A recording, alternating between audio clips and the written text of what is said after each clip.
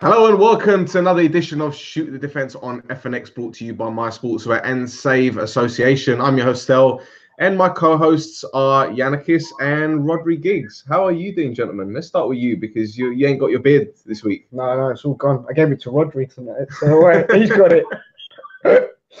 So yeah, but I'm good still. You all right? Yeah, absolutely fine, mate. And Rod, how does it feel to be the big issue seller this week?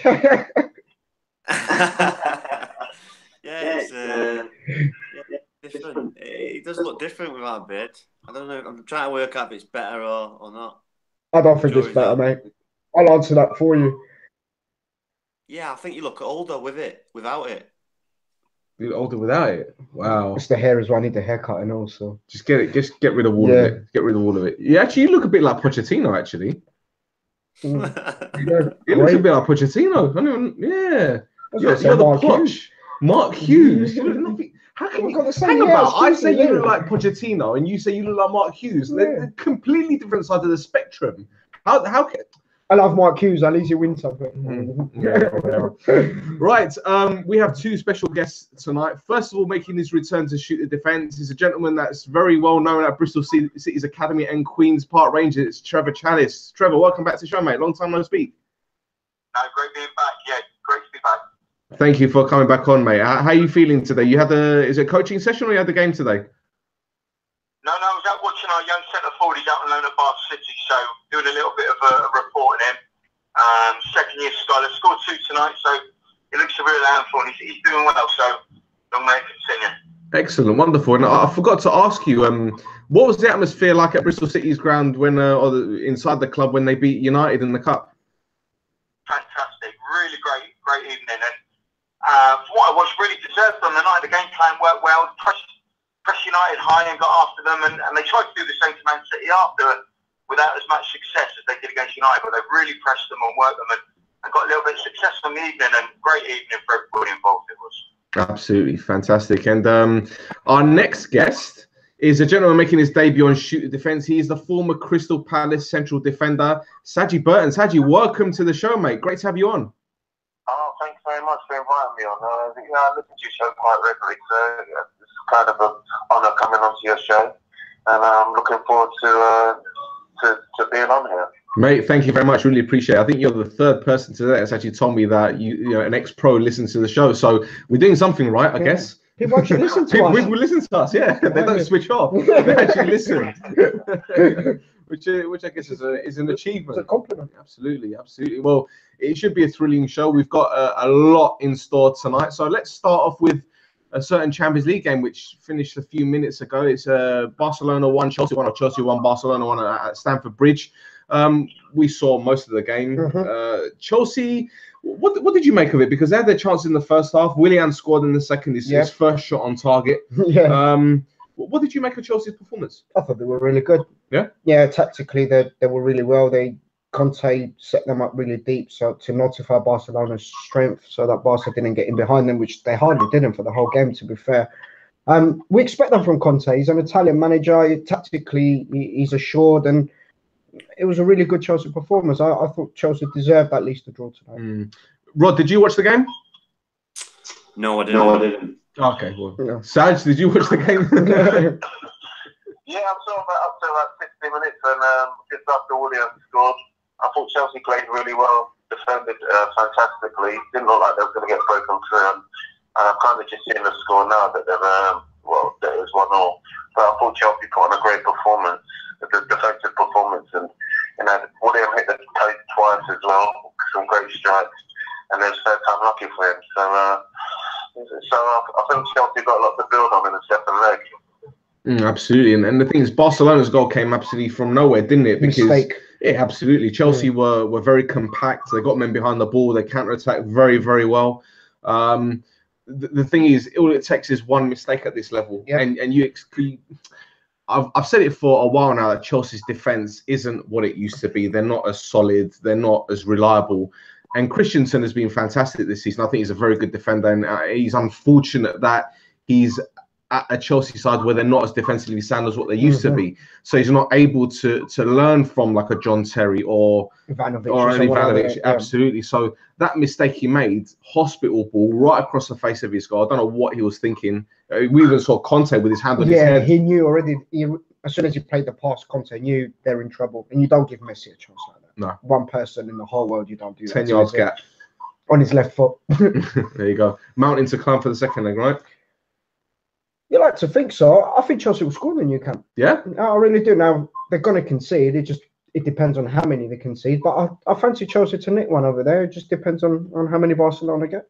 Well, listen, we saw them a few years ago when they won the Champions League. They went to the new camp and got did they win or did they draw? Was it 2-2? 2-2. Yeah, Torres scored that goal, yeah. So, and they had 10 men that day as well. That's right. So anything's possible. It'll be very interesting. But I think it goes back to what we were saying before we came on the show. We said, well, you know, Barcelona, even though they're a fantastic team, they're a world-class team, maybe they're one of the few teams that Chelsea actually wanted in this round because of the way that they played. They're very attack-minded. Difference is VARdy has got them defensively sound this season. Exactly. Yeah. Exactly. So, yeah, it'll be an interesting second leg. So, how did the other game go? Bayern Munich against Besiktas? 5-0 to Bayern. Yeah. Yeah, but Besiktas had a man sent off, I think, after 15-20 minutes, and you don't go to. I think we could say that they're through, aren't they, the Germans? You think so? Yeah, just about. There you go. That's a simple Champions League review. I think that's the quickest review we've ever done for a Champions League scenario. Right. Now let's talk about the FA Cup and shocks galore, I guess. Well, one major shock anyway. And might as well begin with the first game being at the DW Stadium, where Wigan Athletic caused the biggest cup upset since the last biggest cup upset, which happened to be their final victory against Man City. Yep. How ironic. This time round, it was much different. Wigan are third in League One. City are steamrolling their way to the Premier League title. They're big favourites to win the Champions League, and there's only one winner. So you think Will Grigg, the man whose name was sung to galas freed from desire throughout the summer of 2016, scored the only goal of the game, booking Wigan's place in the FA Cup quarter-final. There you go. Now, I laughed like a madman when you suggested Wigan could beat City. The hoodoo continues, mate. You always laugh at me, no matter what I say anyway, but I did say it to you, didn't I? I said it on the show. I'll give you that. It seems like they're City's bulky team, isn't it, Wigan? It seems like it. I mean, considering Wigan, I was more impressed with Wigan in the first half when City had 11 men than in the second when City had 10. I thought there was only one winner in the second half. I thought City actually played well with 10 men, and mistake by Kyle Walker, and all of a sudden it was curtains for City, and you know, ugly scenes at the end as well, which marked the victory. But you got to give it to Wigan, you know, considering the team City had out as well. I thought they were really good, and they deserve to win. Absolutely. Well, unfortunately, Trevor's gone missing, so I'm gonna pass this over to Sagi. Sag, let's talk about you know, City's quest for the quadruple. I mean, the nature of their loss really proves how difficult it is to win 4 trophies, doesn't it? Yeah, definitely. I mean, because you have to have a big squad, you have to have a good rotation. I mean, City has spent, you know, bundles on players and stuff like that, but yeah, it just proves how hard it is. I mean, going to Wigan on a Monday night, cold Monday night, where the League 2 team are going to be up for it. Sometimes players don't fancy it, or they've come back in from the cold, and you know, they don't think that it's kind of beneath them or whatever. But I think it's very hard to do even the double, let alone the quadruple. But yeah, I can't ever see a team really doing that, to be fair. Serge, as an ex-footballer yourself, do you think it was an attitude, maybe complacency by City, going to like somewhere like Wigan thinking, you know, they're the greatest team in the land, as people think that they are at the moment? You know? Yeah, I mean, you know, I've played in both positions. I've been in both positions before, where you know, you go into a high league team or whatever. You know, everyone's up for it, and you know, maybe some of the players aren't up for it. And then, you know, I've played against non-league teams where we've lost, and you know, if some people don't put in 100% or whatever, then, you know, you could lose the game. You just got to match them for effort, and then your quality should kind of come through at the end. But it's always hard going away from home, trying to beat a team lower than you, especially in the FA Cup, what's very prestigious. You know, everyone wants to be on TV and, you know, be the match winner and, you know, get accolades. But kind of the lower teams, big chance to, you know, get discovered or, you know, move up onto a higher platform to show their skills. Mm-hmm. Absolutely, yeah, absolutely, I agree. absolutely. Now, Trevor, you're back on the line, right? Yeah, brilliant. I'm back. Absolutely, absolutely. I'll tell you, just bear with us one moment. We've got a bit of a technical problem. I'll just give you a shout back in a second, Trevor. One moment, mate. Sorry. Okay, cool. Cheers. Well, gents, I'll tell you what. Let's talk about Wigan. I mean, they played like their lives depended on it, and they fully deserved their win. So, what actually impressed you most about the performance? What about you, Rod? What impressed you most? Well, they have to work hard. That's a given. You know, the City would have got there. They looked at the pitch, and sometimes you get to these pitches. These use the carpets now in the Premier League, and Wigan's. It's not the best of areas. They play rugby on the pitch, so the pitch might not have been to tip top. And you've got to have that little bit of luck, which they did with Kyle Walker's mistake, and obviously Will Griggs put it away nicely. But you know, you've got to have a bit of luck. But you've got to get credit to Wigan. There's not many teams that have kept a clean sheet against City all season, so you've got to give them credit. But like I say, you've got to have a little bit of luck, and which they did, and they got the deserved win in my opinion. Absolutely, absolutely. Well, look, guys. I mean, the turning point was undoubtedly Fabian Delph sending off. I mean, referee Anthony Taylor went to pull out a yellow card, then he changed his mind. He gave it red. It was a decision that incensed Guardiola. Was the referee correct in your opinion, Jan? I think so. Yeah. Yeah, I think it was red. Okay. I think the intent was there. I think it was high. Potentially, if he catches him, he could break his leg. Yeah. So I personally think it was a red card. Yeah. Rod, what do you make of it? Yeah, exactly the same. We had years. That's a fine tackle. Not even a yellow card, but times have changed now. And like Jan says, if his foot's planted and he catches him properly, he could break his leg. He's only nicked him, and they still hurt. But if his leg's proper planted and he catches him properly, he could do some serious damage. So it was the correct decision. But like I say, 10, 15 years ago, they just waved on. Yeah, absolutely. And Trevor, you back on? I am, yeah. Excellent. Just bear with me one moment, guys. We've got a bit of a technical problem, so what I'm going to try add Sagi back to the call. Trevor, just bear with me one moment, mate. Okay. See the joys of live technology. It's absolutely brilliant. Hang about. So I'll tell you what. Let's briefly step on the actual incident. So, you know, as you said, it was a dangerous challenge. See the loudspeaker, brilliant. Let's merge these phone calls. You just love the way things work here. Sagi there? Yes, I'm here. Yeah, sorry, the phone is cut off there. Sorry, mate. Trev, you still there, mate? I am, yeah. Excellent, great stuff, brilliant. Okay, so let's talk. The last thing you were talking about, Delph's tackle, I believe. Yeah, that's right. Okay, Saj, what do you make of that challenge? Though, was it a sending off?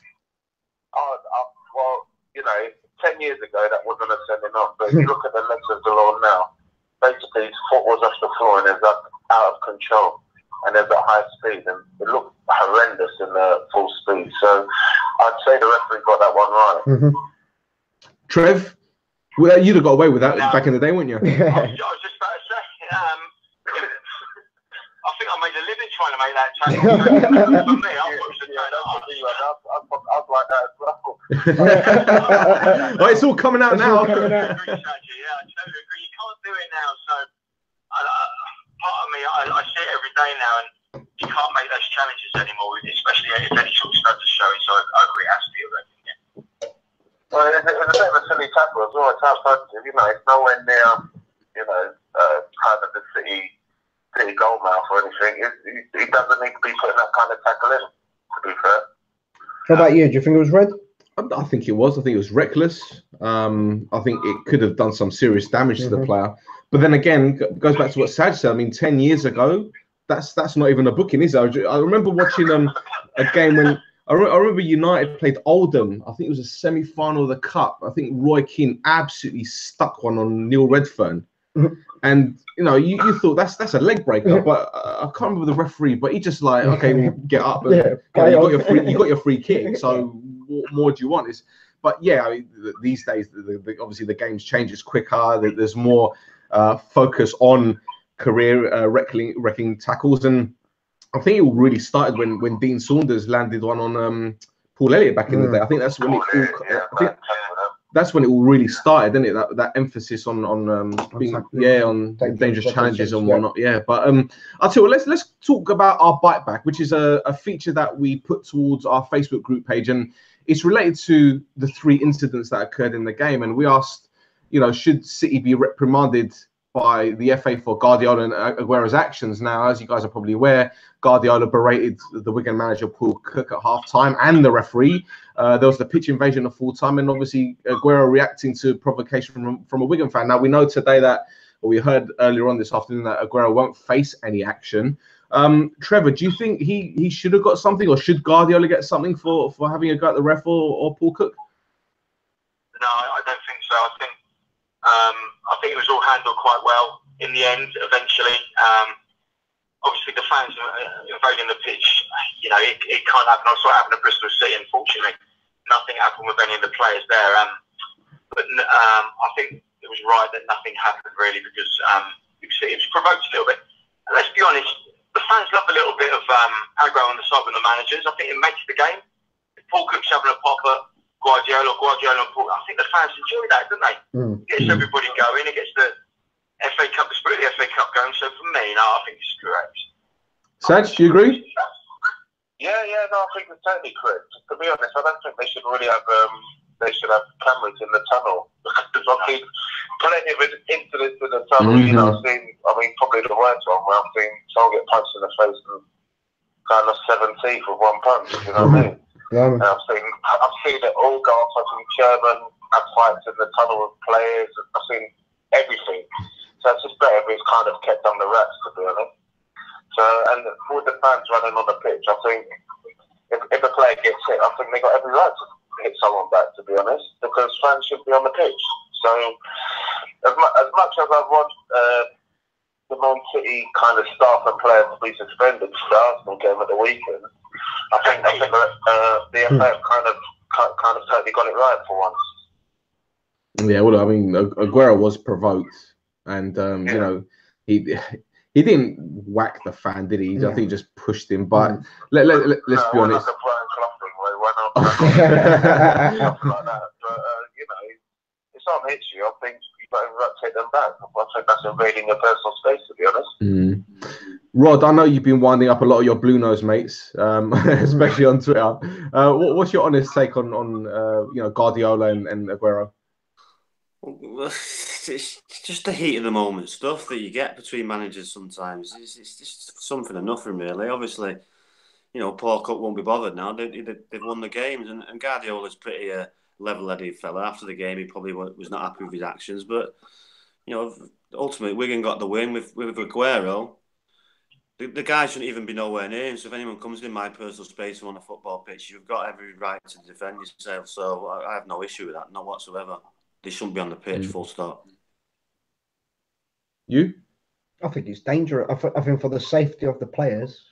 I mean, if you've got 1,000, 2,000 Wigan fans on the pitch and you're walking off, you're going to protect yourself, ain't you? Yeah. So I just imagine it was a pitch invasion, Liverpool, Man United, for instance, and whatever, and the United players are on the pitch and Liverpool fans are on the pitch kind of attacking the players. What do?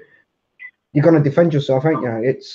It shouldn't happen. I mean, the stewards should be doing their jobs. I think it's a really dangerous factor, because, you know, fans don't like players. They can walk on the pitch and then they can go and hit a player that they don't like. So I think the players have got a right to defend themselves. The thing is, it wasn't even a full stadium. It wasn't. It just kind of put. Oh, I thought you. It wasn't even a full stadium.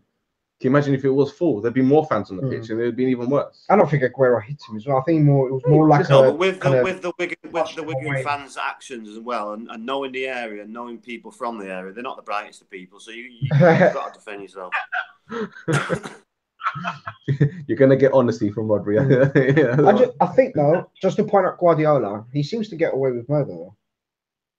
You know, in my opinion, I think him and Klopp might have some kind of a contact in the FA or something, because they seem to get away with a lot of things. I think if you're very well liked by certain members in the media, then you get away with it. But that's been the case for years.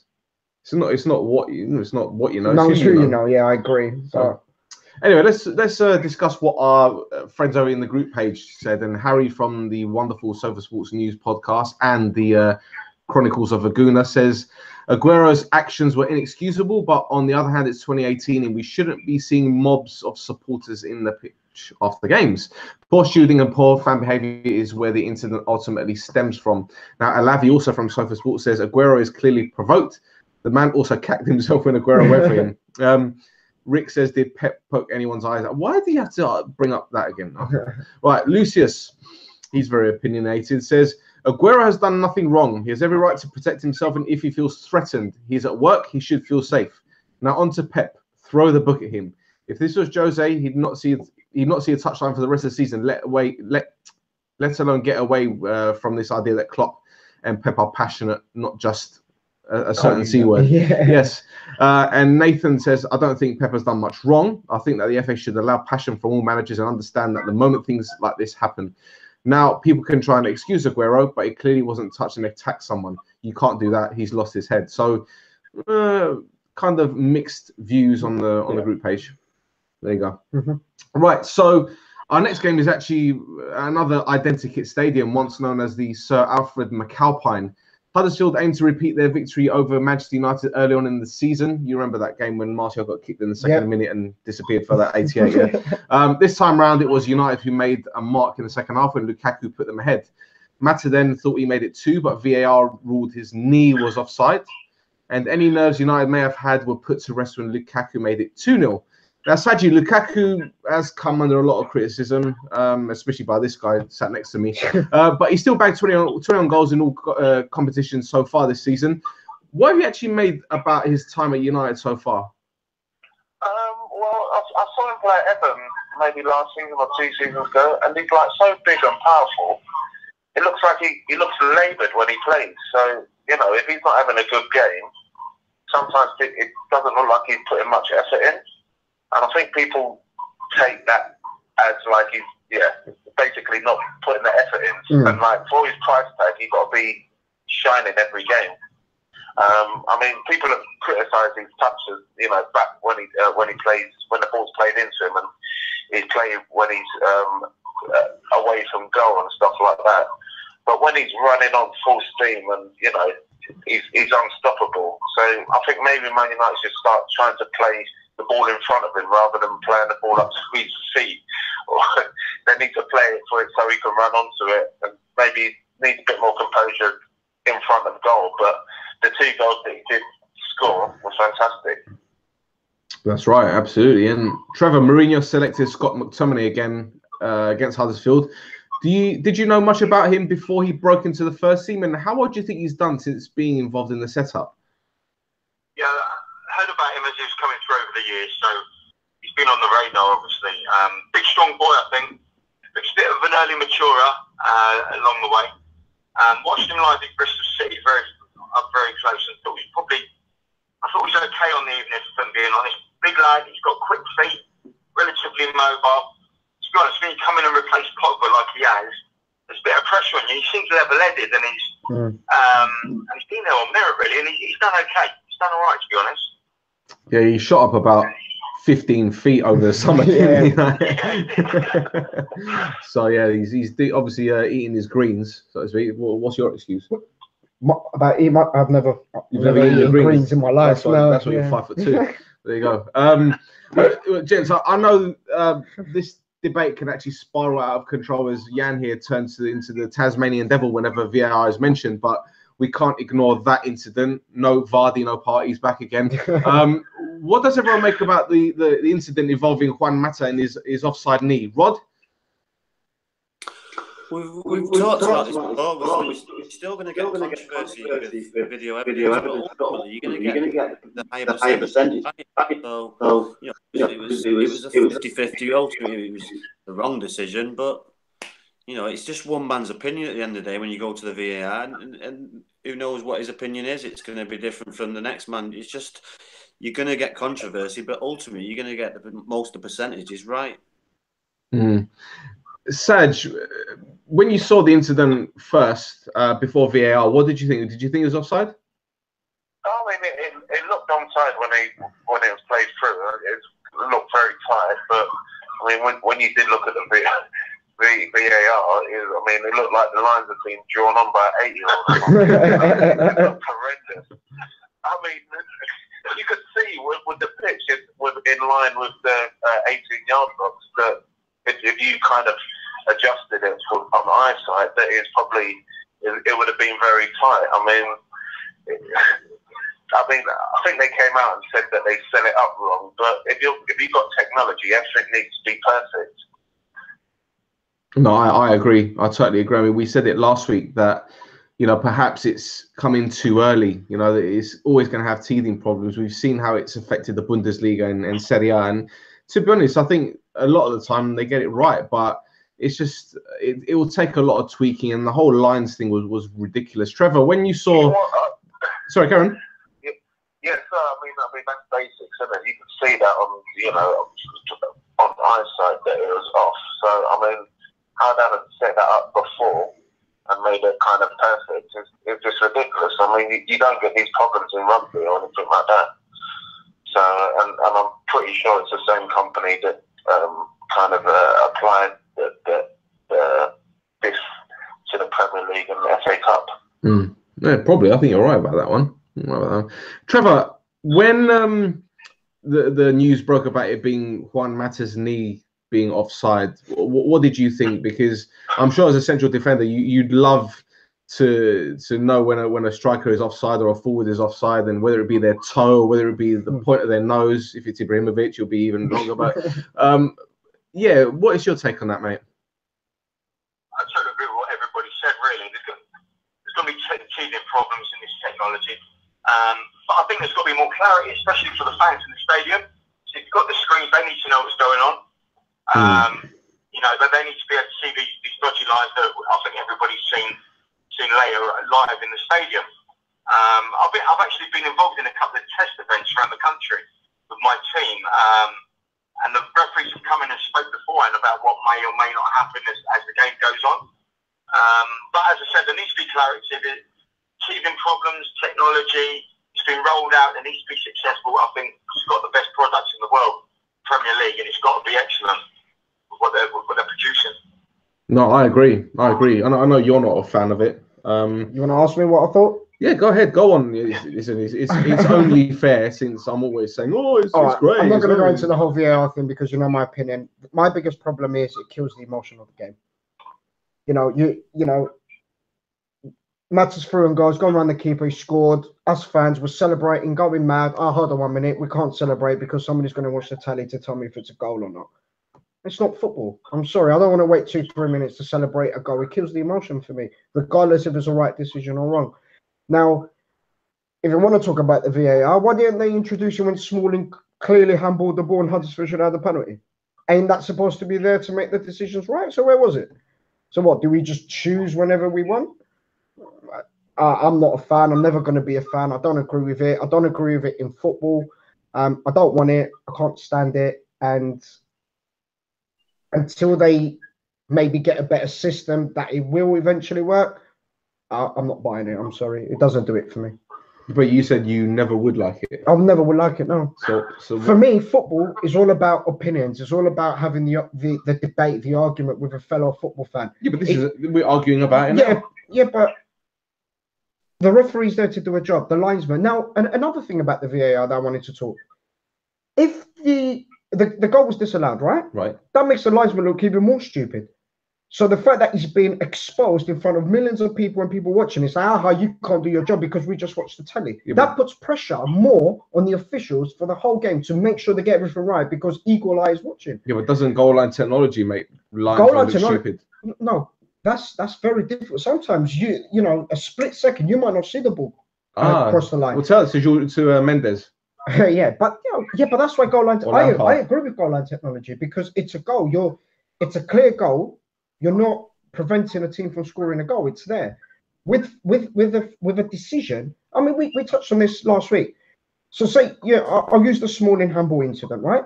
Clear penalty. What happened if United went the other end, scored a goal, And then they reviewed it and go, oh, hold on, I can't give that goal because that was handball. So what happens? You disallow the goal to go back to give a penalty. Yeah, but they did that in Holland. They've done it in Holland last season. Okay, and you don't. The test events I've been involved in, that can actually happen. And if there's a violent conduct and the game's going on for 2 or 3 minutes, they can bring it back and send somebody off 2 or 3 minutes before. And that's what how they explain it before the games. So in my opinion, that's rubbish. Yep. In my opinion, I mean, you know, so what? We get away with a decision. We go around the other end and score a goal, and then all of a sudden you're going mad, you're celebrating, blah blah blah blah blah, and then he goes, "Oh, hold on 1 minute, I've just been told that could have been a penalty." So he watches it for 3 minutes, and then goes, "No goal. Let's just go back, disallow that goal, and give a penalty." Well, what is this, FIFA? I mean, I don't know. Forget it. Football is all about the emotion. It's all about the referee making the decisions. That's why he's there for. He might as well just sit at home, watch the telly, and make the decisions. What's the point of him being there? We do that every week. So what's the difference? I couldn't. Whatever he's saying now, I couldn't be more against what he's saying. Oh, go on. Come on. I want to hear this one.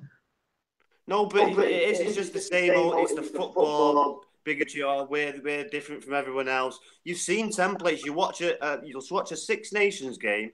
The referee talk. You can hear it on the TV. You can hear the conversation, and it'll come on the screen, and everyone will say try, and you'll get to celebrate try twice, not once and go back. It goes to the whole football mentality of we're different and it's just rubbish to me. Well, you think we're archaic in our thinking, Rod? Well, yeah, to the chanting on the abuse, just the whole football mentality, the referees, how they get protected. It's just wrong, in my opinion. We should just do a whole show with just you two talking VAR. That'd be good, actually. It'll boost our ratings. Yeah, it would. Let's do it. But that's what I mean about the VAR. It splits opinions, does it? I'm against it. Sorry, Rhodri's for it. It's a matter of opinions. I'm sure. I am for it, but there's still a lot of tweaks to be done. There's still in the teething problems, but this is a multi-billion-pound business. It should be all sorted and done, and we shouldn't be going through these teething problems because we're protecting referees. We don't want to know what they're saying. It's an entertainment business now, so we should know if we're paying our money and watching the TV. We should know what there's being said because they could just get in it. I've been involved with football games with referees and something's happened and you've gone into the referee's room and they've brought up a total different story. So we want to hear what's being said because we know referees will make their own stories when they get together in that little room. But where do you draw the line on VAR though, Rod? Where do you draw the line on VAR? Well, like I say, Jan, you're still going to have controversy. You're still going to get things wrong, but humans make mistakes. Technology shouldn't. I'll tell you, before we move on, lads. Before we move on, we get cut off. That's brilliant. I was going to ask Trevor and Sag what their opinions are, but I think Trevor is going under a tunnel and then he loses reception, which is great.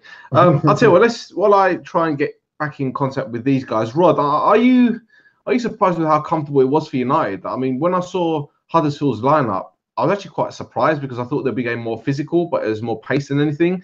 Romero only had 3 saves to make, and they were all shots from distance. Were you surprised it was that comfortable? Yes and no.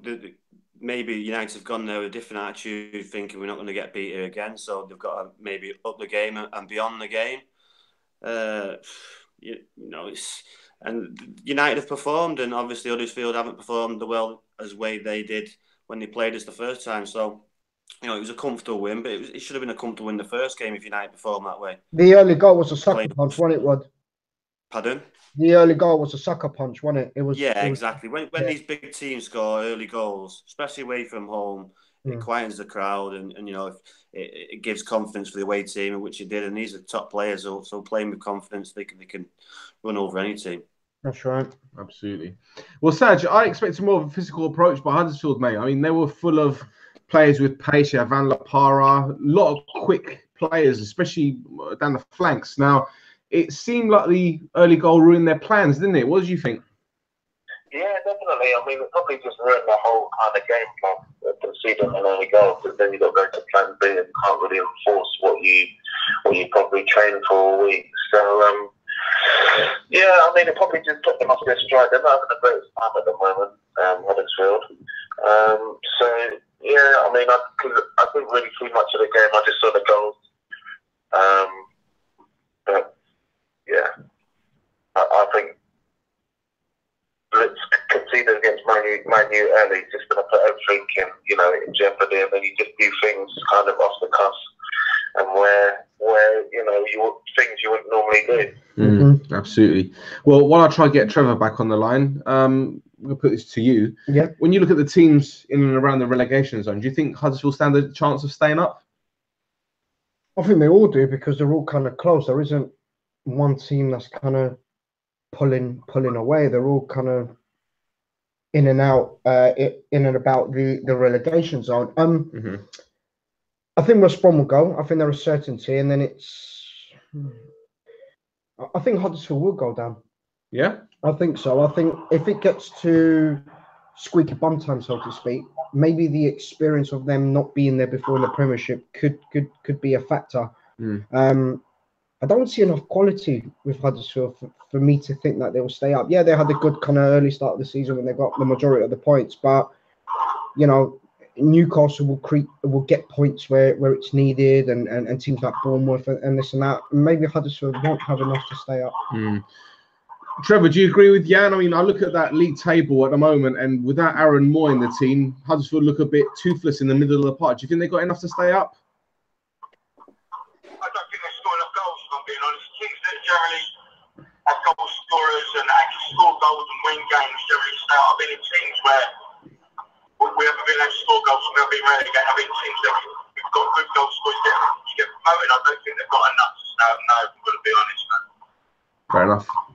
You think they'll stay up? I don't think so. No, I don't think so. I mean, they started the season well, as you said, but they didn't invest wisely in January. I think the manager, they got a good manager, but with his philosophy and those players, it doesn't work in the Premier League. It doesn't work. So, well, let's see. Anyway, you never know. Stranger things have happened, I guess. Right, after a great performance against Juventus in midweek, it was only right that Spurs followed it up with a huff and puff performance against League One Rochdale. A 2-2 draw means another replay at Wembley and another game Pochettino probably could do without. Now, Rod, I don't think anyone can blame Pochettino for making 11 changes from midweek, mate, but Spurs looked quite sluggish until they pulled level. Should they be a little bit concerned that they've been unable to put away low league side again with a team full of internationals? Well, yes, but I think it's just a small problem. It's just obviously a mental problem, because if you don't go into these games mentally right, then that could happen, because it's a small ground, Scotland, and they obviously Rochdale did play very, very well in the first half, and obviously Pochettino's got them in at half time, had a good go at them, and they've come out second half and performed a lot better. But you've got to give credit to Rochdale. Really 2 chances and they've stuck 2 goals. So the first goal was a great goal as well, and even the second goal was a great touch and a great finish. But you'd be a little concerned, but ultimately they go back to Wembley. Rochdale are going to get a payday, and Tottenham will probably get the result. Big payday, in fact. Big payday. One that's probably going to keep them going for a few years. Win-win situation for both, isn't it? Absolutely, absolutely. What's going on here? See, I just love it doing these shows live. It's brilliant. Here we go. Right, Trevor. One thing that surprised me, mate, was the stamina levels that Rochdale had. I mean, you think that for a League One side, that they get a bit leggy in the last 20 minutes, but they were quite impressive. And so, what impressed you most about their performance? I thought they were well organised. I thought they defended well as a unit. Well, in all their units, to be fair, I thought they went with a game plan. And really, it wasn't until Kane and Alli were introduced, I think, that there was a little bit of tempo in Tottenham's play, real tempo. But I thought Rochdale were great. I thought they were playing, I remember being at Bristol Rovers with Big Derby when they're in the Premier League in the FA Cup, being 3-1 when Nathan Ellis scored a hat-trick. And it reminded me of that sort of performance, really. I thought McNulty at the back, I thought he marshalled the defence well. I thought there's a lot of positives for Rochdale to take out of that performance, if I'm being honest. That's right. That's right. And Sagi, Dele Alli won Spurs the penalty, which put them 2-1 up, but many believe he dived. He's getting a bit of a reputation for leaving his leg in and falling over. Was it a penalty in your opinion? Yeah, in my opinion, I think that was a penalty. I mean, I watched most of the game. I think Dele Alli's getting as you said, getting a reputation for diving a lot, but I actually think he did get caught for the penalty. I think it's probably the way he goes down as well, you know, kind of head first towards the ground and feet high in the air. Kind of exaggerates it a lot more, but I think that one definitely was a penalty. But I'm happy that kind of Rochdale got back to make it 2-2 at the end, because I thought their performance fully deserves a replay. Well, thank goodness VAR wasn't used for that one, because this one here would have lost his top, wouldn't he? Right, let's quickly go through the FA Cup draw. Leicester face Chelsea. That'll be a very tasty game. Man United face Brighton, a repeat of the 83 final. Sheffield Wednesday or Swansea face Rochdale or Spurs. And Wigan play Southampton. Now, looking at that draw, I don't know who to say is going to win this one, because I want to say United, but it'll probably jinx it. So I'm going to say probably Spurs. What do you think? I said United will win the cup from the start. Yeah? Yeah. I'm going to stick with United. Trevor? Sorry? Who's your pick for the cup? I'll probably go Tottenham. Tottenham? Okay. Sag? Yeah, as much as it burns me to say, I think Tottenham will probably win the FA Cup. Rod?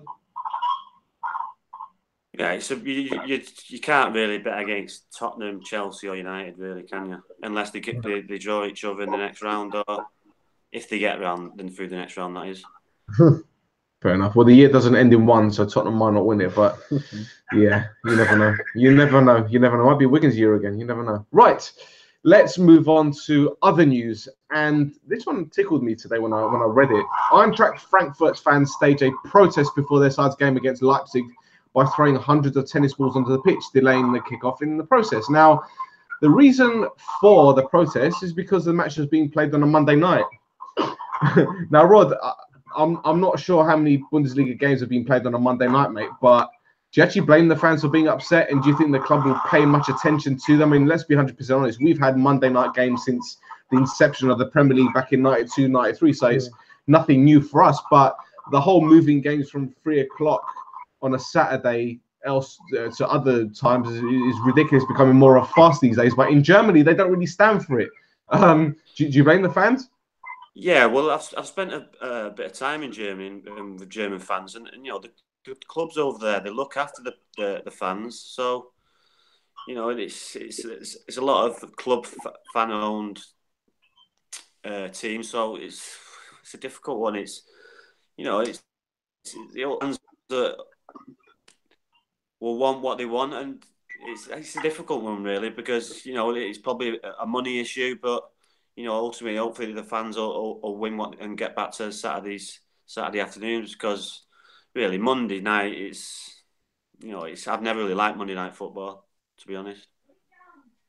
Yeah, they don't play Bundesliga games in Germany on a Monday night. No, only Bundesliga 2. Wow, okay. So I don't know why this was moved for Monday night. Unless did Leipzig play? They played Europa League. Yeah. Well, that's the reason. They played Europa League on the Thursday. Yeah, they could have. So could have played either Sunday or Monday. Yeah, well, show me that. They're helping their German team. I don't think there's anything wrong with that. Okay, giving them an extra day's rest. I wasn't asking you if there was a problem. I'm just saying in general. I don't think there's a problem with that. Okay, well, look, a lot of European countries do that to help the teams out. Exactly. We're the only, the England Premier League, the only team really don't do that. That's right. Yeah. Well, Leipzig lost 2-1. They did. And Kevin Prince Boateng actually grabbed the winner for Eintracht. Now, I think we can file him alongside Adel Taarabt as a player who hasn't really reached his potential. Are the likes of Frankfurt and Las Palmas his level, or can he do a job at a bigger club? I think he could have. I don't think the talent was ever a problem with him. I think it's always his attitude and temperament, really, because he's actually played for really good clubs. You know, he was at Milan, he was at Tottenham, Schalke. So he's played for decent clubs. So obviously there's a problem there elsewhere apart from his ability. You know, maybe he's bad in the dressing room, maybe he's a bad influence, maybe he just keeps arguing with the coaches.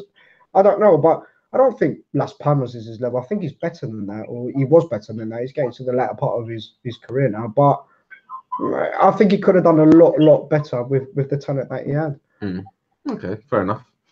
Right, a Spanish referee told players they'd be sent off if they spoke Basque. It's a true story. This happened during the 5th division game between two sides from Bilbao, also known as Basque Country. Now, Sagi, are we looking at an over-patriotic referee here, or someone with a lack of respect towards the language and heritage as described by the region's culture and sports deputy? Politically, I think there's a few problems over in Spain at the moment where a few of the regions are trying to kind of separate from Spain. So maybe the referee took it upon himself to try and make everyone speak Spanish. But I think that's a terrible kind of decision to take. I mean, I think he should be punished over that. And, you know, maybe, I don't know whether they've got a kick it out campaign over there or something like that. But, you know, we need to eradicate these kind of attitudes that face within football over race, colour, heritage, etc., etc., and try and make it more uniform, I suppose. The thing is, because as you said, because of what's been happening a lot in Spain with the political side of things, you got Catalonia, they want to break away from Spain. You got, you know, the Basques, who for years they've been trying to break away from the Spanish government, the Spanish monarchy, so to speak. And something like this only stokes up the fire. I mean, I don't know if Spanish referees are instructed to tell Basque players to only speak Spanish, or players from Catalonia to only speak Spanish. I don't know. I know there are. Yeah, but I mean, that's kind of ridiculous. I mean, imagine we over here, we said, right, everyone's got to speak English, you can't speak French to the French players or whatever. I mean, that just wouldn't happen, would it? Oh, of course. I mean, it's almost as if Gianluca Vialli is going to ask his Chelsea players in 97, 98 to speak English. You know? Oh, yeah, exactly. I mean, when Pochettino came over, he can speak English. I mean, what would we do with him? What, he couldn't coach over here because he can speak English? As long as you can kind of transfer your information, or, you know, people understand what you say. Football kind of has its own language, right? You don't really need to translate in a certain language. I mean, you can let your football do the talking as well, but as we said, you know, you can't ban people from speaking a certain language. I mean, it's just not on, is it? But I think they have that problem on mainland Europe. It's a lot different from the UK. Yeah, different kind of mentality. Sorry, Stel, just to get this right, this was played in the Basque Country? Yeah, it was two teams from Bilbao against each other. So what's wrong with them speaking their own kind of? Because I don't get it. Because they're in the Spanish league. Right. Okay. Sorry. All right. That's ridiculous. Okay. I didn't get it. The referee doesn't speak Basque, so he couldn't understand what the players were saying. So if anybody, so did they ship the referee in from another kind of area in Spain then? Well, I guess they couldn't get a referee from the Basque country. That's what I was going to say. That would have made more sense, wouldn't it? But could they? I mean, I don't know if their rules are different to the UK in the sense that you can't have a referee from a certain radius. Or possibly. Whatever. Anyway, well, it's their problem, not ours. But that's a big form of racism, though, isn't it? Was that? It's a big form of racism, isn't it, by the referee? Well, I guess so. But at the same time, if that's what he's been instructed to tell the players, if he's only doing his job, what can you do? Oh, so the racism comes from somewhere else then? Well, of course. It's still wrong, whatever way you look at it. But listen, I'm not suggesting that racism occurs in Spain. No, of course not. No. Perish the thought. Right, let's talk about a certain young gentleman called Isaac Drogba. Yeah, you know that name. It's Didier's son. He's followed in his father's footsteps, joining French club Guingamp, even though it's spelled Giun. Anyway, Trev, I know Isaac played for Chelsea's youth side for a while. They've got a very, very good youth side. Do you know much about him? I've seen him a few times playing. I've been in around Cobham, training, and I've never come across him in games. He's always played for the younger age groups. Speaking to coaches and done a little bit of homework about him.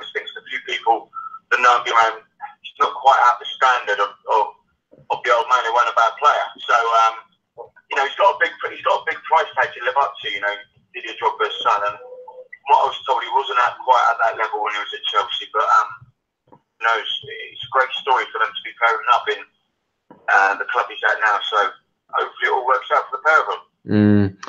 The thing is, I'm very sceptical about stuff like this because, you know, we've seen the likes of, no disrespect, like VARdy Cruyff and a few other footballers who haven't really lived up to their father's names. Which, okay, look, this is VARdy Cruyff, and Johan Cruyff is one of the greatest players ever.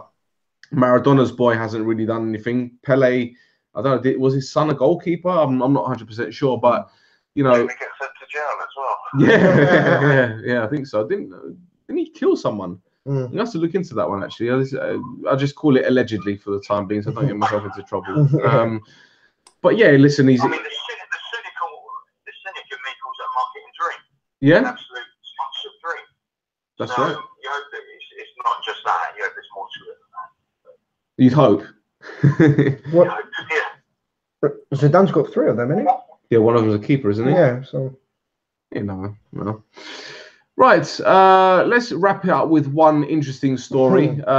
You were the one that mentioned it to me because we were talking about a Brazilian game last week where a player Was Vicious? It was the Flamengo striker, wasn't he? Yeah, the Flamengo striker who we're talking about the team. Was it Botafogo? Botafogo played. Who did they play? Come on now, we know that I did the show bloody last week. And I forget the team's name where they hijacked the pizza boy and they took the pizza. The post-match meal. Strange things happen in Brazil. Was it Mineiro?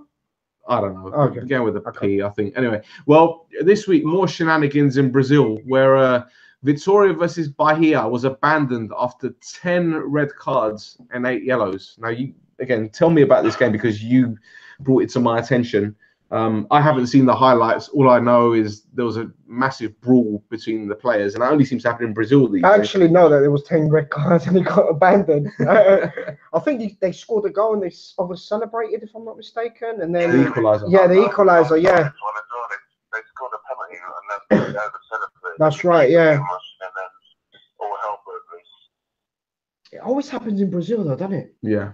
Yeah, it's Is it? Do they have like some sort of rule that if somebody's over celebrating, you can start a fight? Well, these are the guys that party over everything. Yeah, Like, they're a massive carnival where everyone just gets dressed to the nines and just parties in the streets, but then you can't score because it ends up in a massive punch up. But Rod, have you ever seen anything like it before in your life? 10 red cards in a game? Professionally or semi-professional, I've never seen it. I've seen it a few times in Salford and Moss Side in Sunday League football, but never really seen it personally, no. It's just like, say, it usually happens in South America. Crazy over there, aren't they?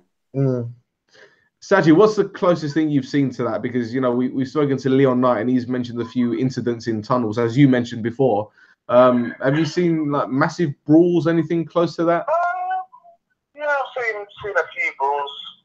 Nothing major. Nothing major because you've dealt with it, haven't you?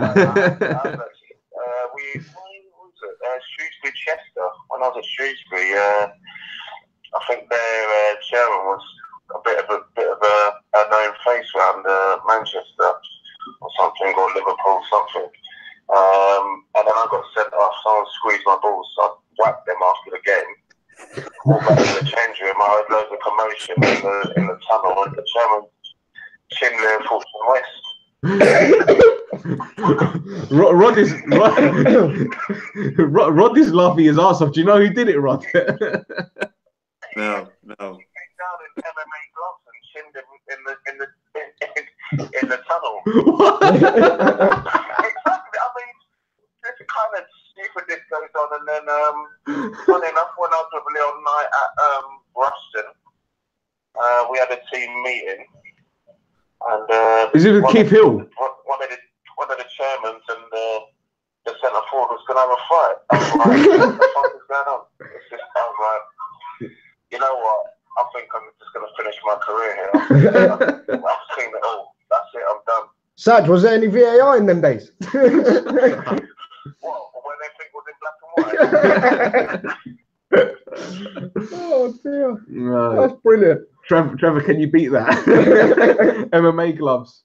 The only thing I can relate to is at Gillingham away when I got sent off.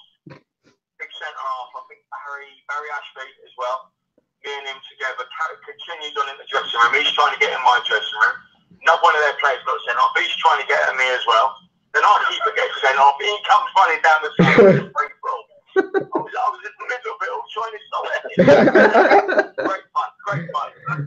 That's brilliant. Fantastic. See, we always end the show on a light note, don't we? Brawls and MMA gloves. I love it. We're MMA gloves. Jesus Christ, that's fantastic.